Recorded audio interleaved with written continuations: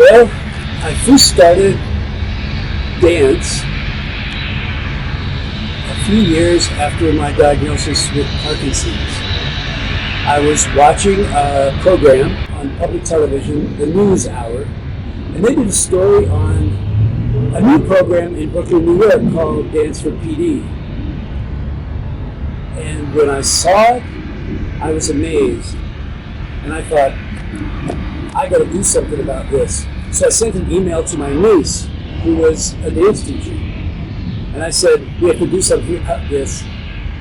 And she happened to have been watching the same news program I was watching and had sat down and written me basically the same email they passed in cyberspace I always imagined.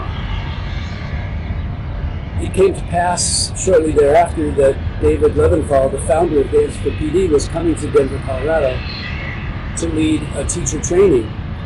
So my niece, Sarah Leversee, signed up, and her mom, my sister, Jan Leversee, also went to the training to train as an assistant, not a dance instructor, but as someone to be available for dancers who might need assistance. And after they completed the training, we started a dance program called Reconnect with Your Body. It's affiliated with Dance for PD, but it has some differences. We use popular music, recorded popular music, instead of live classical music. And we're kind of jazz, hip-hop, modern dance based instead of ballet. I never thought of myself as a dancer, ever in my life. I was about 60 years old then, and it wasn't long before I started thinking of myself as a dancer, and dance made a big difference in my life. For one thing, immediately I noticed that dance focused on what it could do. I was continually seeking new forms of movement that I'd never done before, whereas life with Parkinson's is often characterized more by loss. And sometimes it's hard not to focus on this loss, then that one, and the other, and on and on. So dance provided a real emotional and psychological lift. But of course, there's increasing research that dance as a physical activity and a brain activity is really good for people with Parkinson's. That it could actually slow down the advancement of Parkinson's. And it certainly improved the quality of my life with Parkinson's. Reconnect with Your Body is part of an organization called Art is Action.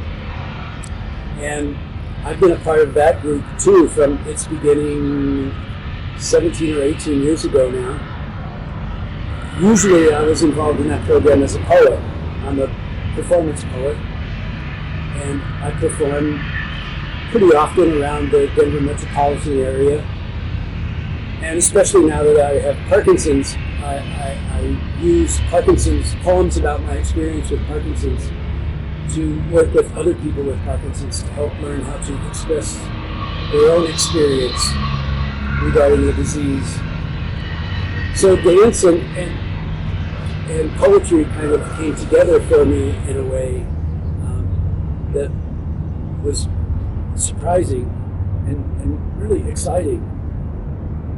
I, as a performer, having done poetry in front of an audience for many, many years, I had a little more confidence than I might otherwise have had to finally choreograph a solo in a show as a dancer. I've found opportunities to integrate music or dance and poetry where the poem serves as the music. So there's only the spoken word, and the choreography is an expression of the spoken word, but also occurs in the rhythms and movements of the language, if that makes sense. The way that a dancer might dance to music. I continued both these activities, and I can't imagine my life now without both. Where was life at for you when you first got your diagnosis of Parkinson's? I spent most of my life as a teacher first a high school teacher and then a college and university teacher. When I was diagnosed with Parkinson's, I was just 55 years old. So I anticipated working many more years. It didn't work out that way.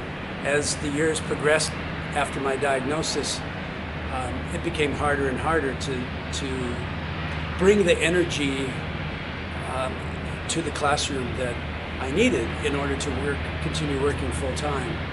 So I retired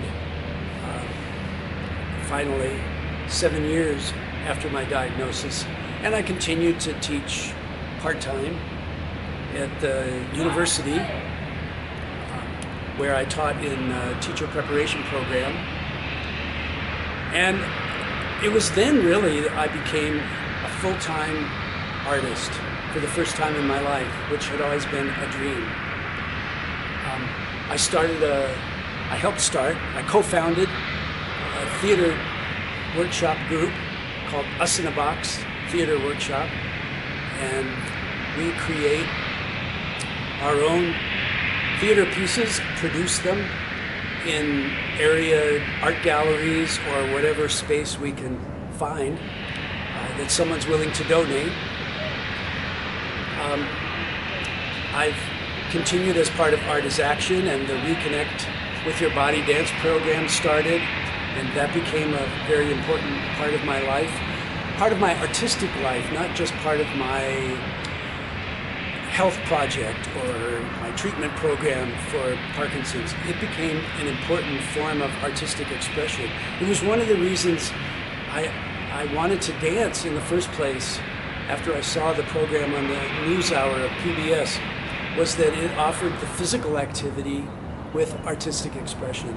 The idea of exercising for exercise's sake did not interest me. I'd been part of a university study on the effects of Parkinson, of exercise on people with Parkinson's, and all of the exercises we did were so repetitive and so boring. I found them to be useless, and after the study was over, I didn't continue even one of them. Dance, however, offered this wonderful, exquisite combination of artistic expression and physical activity. I started for a program in Colorado, the largest prison in Colorado State, Sterling Correctional Facility, where I would go monthly and lead sessions with prison poets. They would bring their poems, and we'd read and share and discuss their poems, and that was marvelous experience. I've continued, of course, as a solo performer of my poetry. The new dimension to that has been the Parkinson's poems that I've written since I was diagnosed in 2005. I have a huge collection of those and find occasions to share those. But I also do what I call jazz poetry, which has its roots probably in the American beat poetry movement, although I don't think of it as beat poetry. But I do often perform with jazz musicians. So, and I write virtually every day. I try to write a poem every day. That's not to say I write a good poem every day, but I write a poem every day. And so now I would characterize my life as a full-time artist. When people ask me what I do, I don't say I'm a retired teacher. I certainly don't say I'm a teacher anymore, because I really don't do that. I say I'm a poet, or I'm a full-time performer, a dancer, actor, and poet. And that's pretty much a dream come true, and I really enjoy it. It helps keep me going in every way. It seems to me that a certain collaborativeness has ended your life as this has all happened. So how is that? How do you find that? Yes. That's one thinks of poets, especially, I think, as people who work alone in a tower somewhere with their melancholy spirit and their despair. And they only come out to put their poems in the mail and rush back into their tower. I'm stereotyping here, obviously. But my life as a poet has been far from that. There is an aspect of being alone. Solitude is vital to that kind of creativity. However, I've found that being part of a community allows opportunities for creativity that simply aren't available to the lone, single artist working by himself or herself. Dance, of course, is a place where collaboration is obvious, I think, and art is action actually uses a process in which we each bring ideas and then we try out our ideas in front of the others, and the idea begins to evolve into a performance piece, and it may involve some of the people who were making comments or suggestions at the beginning of the process, and gradually the piece evolves. So literally it is created in collaboration with others. My theater group it works in a very similar way. There are 3 of us at the core, and usually 4 or 5 of us. A couple of people come and go. And we get together and have an idea, and we start writing. And then we bring our writings together, and then we rewrite and start combining, and we find a story or a form or a style or a theme, and we just keep working it and working it and working it until we come up with a working script. It's never finished. It always involves some kind of improvisation. And so there again, being part of a community is so vital.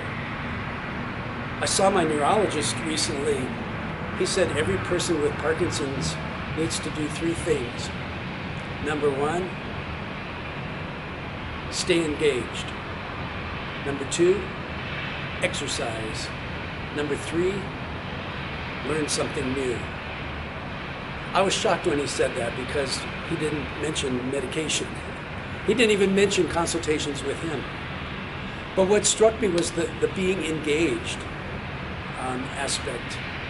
That it isn't just the creative work itself, it's the kind of collaboration one can do in a vital, dynamic, trusting community that really is healing, not to mention creative in a way that being alone simply isn't.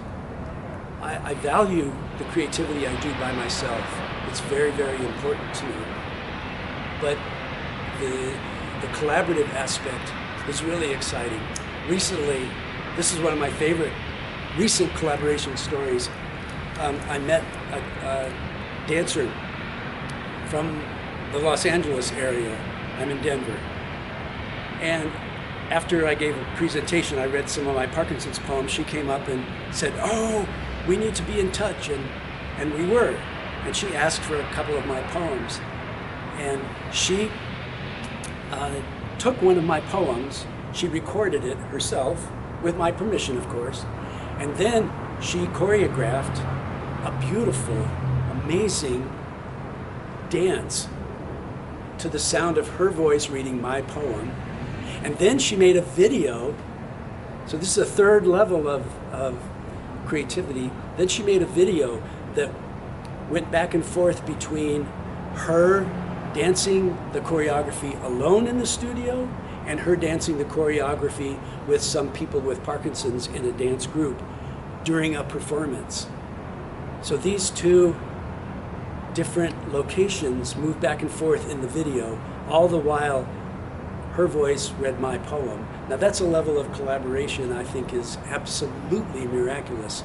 And now she and I, her name is Amy Carlson, Amy and I are using the Zoom platform to collaborate on a new performance that will be live.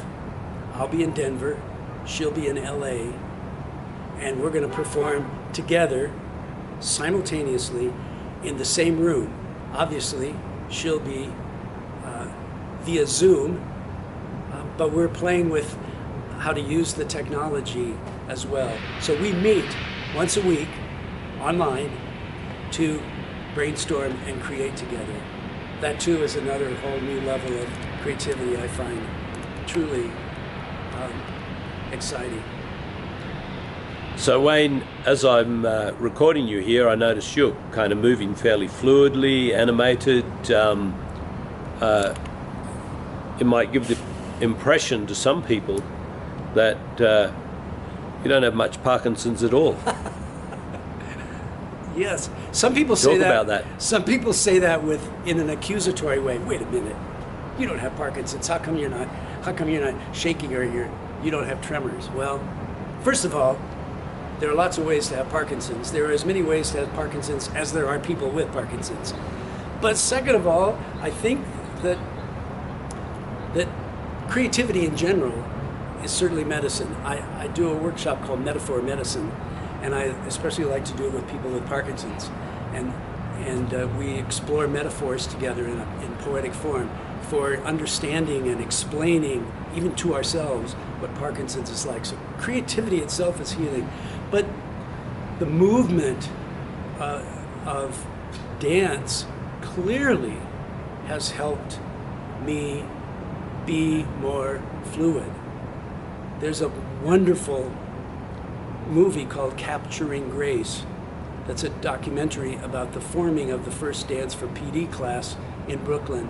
And there's video of a woman who is just literally can hardly get out of a chair, and she's frozen, and she's very dyskinesic, and suddenly she cues the person to turn on the music, and instantly she's fluid and graceful, and there's no sign of Parkinson's. Now that's dramatic.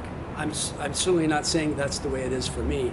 However, in a recent collaboration with my teacher, who is also my niece, Sarah Leversee, and her mom, Jan Leversee, who is my sister, we choreographed together, created collaboratively a dance piece we could just call Grace Trio. And it was the first time I felt in almost 8 or 9 years of dancing, it was the first time when we performed that piece, it was the first time I felt like a dancer in the sense of the usual grace and skill I think of. Again, not that I'm a highly trained dancer by any means. From the inside, I felt the kind of fluidity and flexibility that I don't feel any other time. I exercise a lot now. I'm working with a personal trainer. That makes a big difference. And everybody's Parkinson's is different.